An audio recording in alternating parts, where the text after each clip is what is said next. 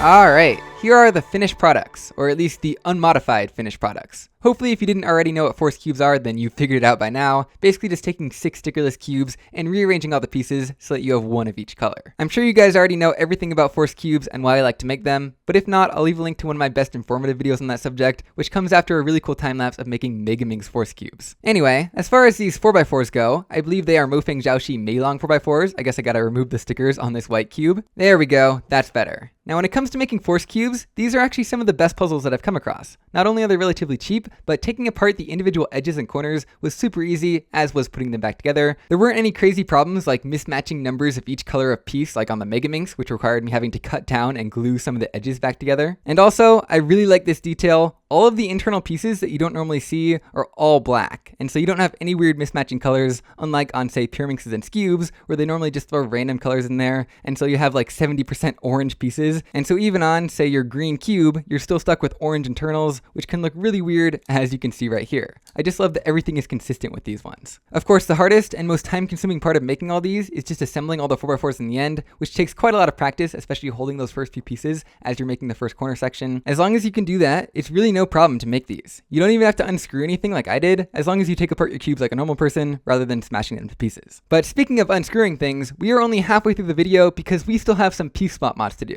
The first idea that I have is to take all the pairs of opposite colors and to basically make a checkerboard pattern out of each of them. And so you just take, say, these 2 cubes and combine them in such a way so that every other piece is one of each color. Now this may sound really complicated, like you'd have to take all the cubes completely apart and reassemble them piece by piece, but in fact, I think I have a really good shortcut that basically means you don't have to take apart anything. It does, however, require a screwdriver and basically chopping cubes in half.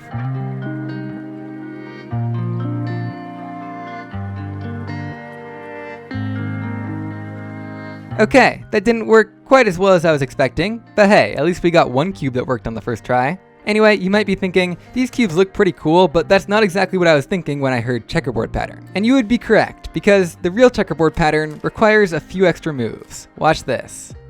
And there we go, the white and yellow checkerboard pattern number 1. We can also do that on this cube real quick. And there we go. Now the cool thing about a checkerboard and a 4x4 is that everything is a little bit asymmetrical. So for example, on each side we have 2 yellow corners and 2 white corners. And so because everything is sort of off balance compared to an odd layer cube, where all the outer pieces would be exactly the same, and doing a turn wouldn't actually affect the pattern, unlike on this cube, that means that doing turns actually matches up pieces like this. And so doing enough turns actually matches up all the pieces, which makes it super easy to turn a normal force cube into one of these. It also means that you can actually scramble it. It actually has a bit of a purpose and might be kind of difficult to solve. I'll have a try at that in a minute. That's compared to an odd layer checkered cube where doing turns on it wouldn't affect anything. It would literally just always stay checkered. So let's go ahead and do this checkered pattern on all these cubes and see what they all look like.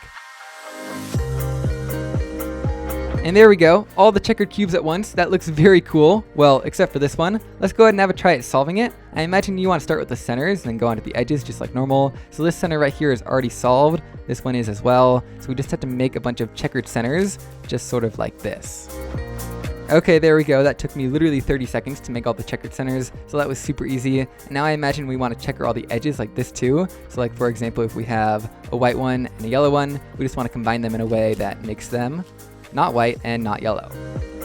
And there we go. That also took less than 30 seconds to line all those up. And now I think we just have 3x3 stage, which is probably going to be the trickiest part. Basically just aligning all these edges and corners to make it so that the checkerboard is continuous. So for example, we need a yellow corner in there. And there we go. This corner section is starting to be built up. That's curious. I was about to say that last step was also easier than I expected, but have a look at this. We have one single center on the cube that's rotated by 90 degrees. That definitely can't happen on a 3x3. I wonder if this is some sort of edge parity, so like if we swap around these two edges, maybe that'll fix it?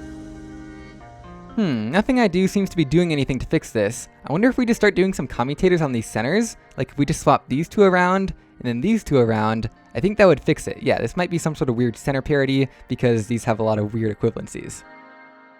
Okay, that seems to have done the trick. I did some commutators and it looks like we're back to being solved. So yeah, that was actually a very easy solve, except for that very last step, fixing the little parity there. And here are all the finished checkered cubes. Those look very nice and cool. Anyway, let's get back to swapping around pieces because I still have a bunch more ideas for making mods like this. One of the ideas that I have is basically making a 4-layered cube, so each of the 4 layers is a different color. And I think I can actually make those cubes very similarly to how I made these by just taking apart halves of cubes. Let me go ahead and try it.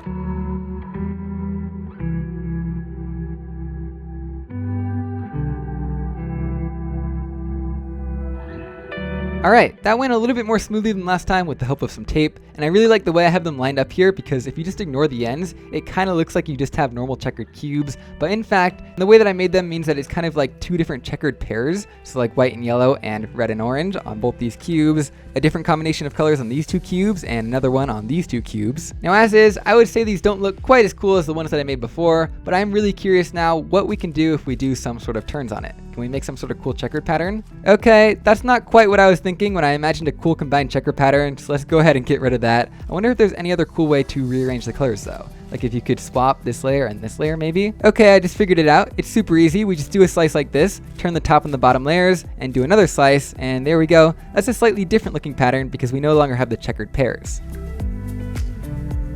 Here's what the rest of the cubes look like if you do that. A lot more random and interesting looking. I especially like these two because they're just like the 4 main colors besides white and yellow that you always use to solve a cube. Yeah, it's a pretty cool look. What I'm wondering though now is how tricky it'll be to solve. So let's go ahead and scramble one of these up and try it out. So I think again we want to start with the centers. So I believe this one just has a normal red center and a normal blue center on the opposite side. And then it has a bunch of stripes like this on the other 4 sides. So let's do that. Okay, I think the centers are complete. We got the solid ones on the ends, as well as the stripy ones down the middle. Now it's time for edges. So we want a bunch of red centers that are solid like this, as well as some blue ones like that. We can make like this. And then we want to make some other stripy ones down the middle. And there we go. That step was pretty easy. And now I think it's time for 3x3 stage. So we can just go ahead and make a cross like this. Okay, last F2L pair. Moving on to last layer. Will it be a hard case? Oh wait, it's already solved. So here is the finished cube. That was a pretty fun solve. I think a little bit harder than the checkered, but in a slightly different way. Yeah, I really enjoyed it, but I think it's now time to make one final piece swap mod. I could make it on all 6 cubes, but I think I'm just gonna make one just for the sake of time. It might not quite be everyone's favorite pattern, but well, you'll see.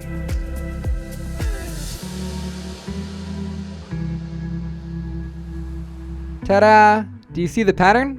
That's right, there is none, because this cube's entire purpose is to stay scrambled forever and presumably annoy some people on the internet. In fact, I actually went out of my way to make this as annoying as possible. It has absolutely no consistency. I just chose pieces at random, and so for example, there are no green corners, there's 1 white corner. Around the entire cube, there's only 2 white centers, so there's absolutely no way, even if you tried, that you could get this in any sort of conceivable pattern. I mean, you could kind of try and line up all the pieces of one color together like this, but that's about the best that you're gonna get. It is just absolute chaos, and there is no way to fix it. I have essentially taken the property of a force cube that there's basically no way to solve it because you have the same colors on all sides of each piece, and abused that to make the most annoying cube possible. I hope you like it. And the really funny thing is, if you handed this to a non-cuber, they might not even be able to tell it apart from a normal cube. Imagine doing this with a 3x3 and giving it to someone who can only solve the white side and seeing what their reaction is. Anyway, yeah, I hope you all enjoyed this video, at least up until the last 60 seconds, and I'll see you guys next time.